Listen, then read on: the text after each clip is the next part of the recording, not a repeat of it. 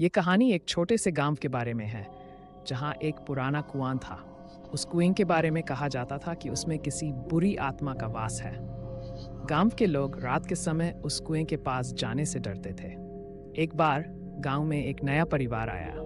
परिवार में एक छोटी बच्ची भी थी, जिसका नाम सीमा था। उसे कुएं के बारे में कुछ भी नहीं पता था। एक रात जब सभी सो रहे थे, सीमा नींद में चलने लगी और सीधा कुएं की ओर बढ़ गई।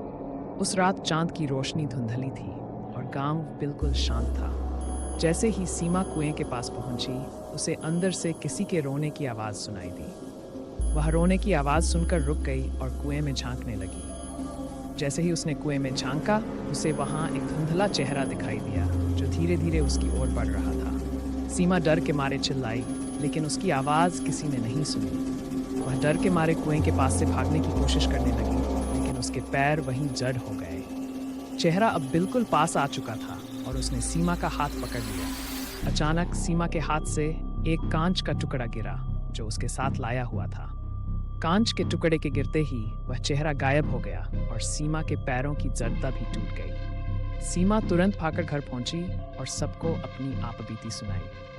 अगले दिन गांव के बुजुर्गों ने बताया कि वह कांच का टुकड़ा असल में एक पवित्र वस्तु थी, जिसे सीमा की दादी ने उसे दी थी। वह वस्तु उस आत्मा को बांधने के लिए काफी थी और इसीलिए वह आत्मा सीमा का कुछ नहीं बिगाड़ पाई।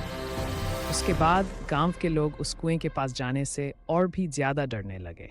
कहा जाता है कि आज भी उस कुएं में उस आत्मा का वास है, जो किसी पवित्र वस्तु के बिना कुएं में झांकने वाले को अपनी ओर खींच लेती है।